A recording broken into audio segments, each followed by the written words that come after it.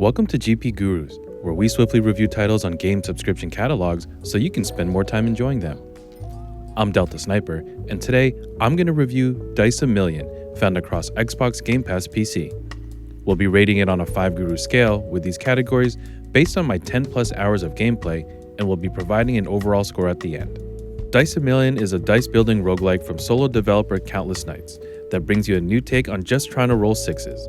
Each round in Dice a Million has a point threshold you need to hit just to keep moving forward, essentially paying your way through a factory of chaos, one roll at a time.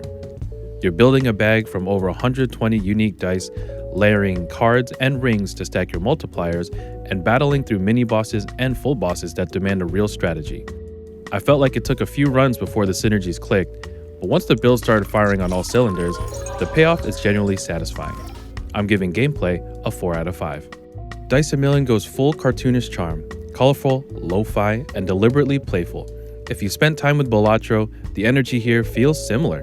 The lo-fi soundtrack keeps things chill while the dice chaos takes center stage. Nothing groundbreaking, but it's exactly the right fit for the game's personality. I'm giving graphics and audio a 4 out of 5. On PC, the controls are clean and completely out of your way. Selecting dice with the mouse is effortless. Drag and click across the tray to load your hand in one smooth motion. No fumbling, no friction.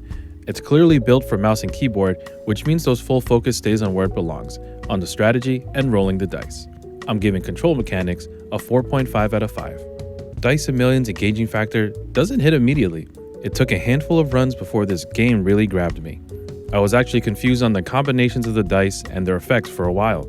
But once it finally comes together, each attempt really feels different as you build your strategy.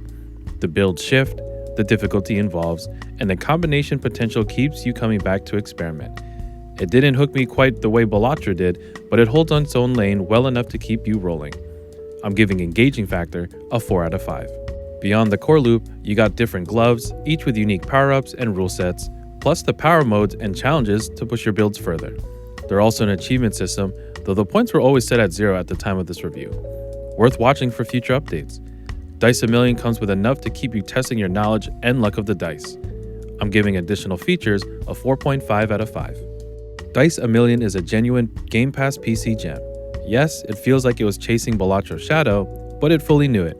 But rather than feeling like a cheap imitation, it brings enough to its own identity through deep dice synergies, quirky charm, and self-aware personality to stand on its own. The learning curve is real. Your first few runs may feel like you're just throwing dice at the wall and hoping for the best. But patience pays off here. Once the combinations start clicking and a real build comes together, it's the kind of game where you look up and realize an hour has vanished.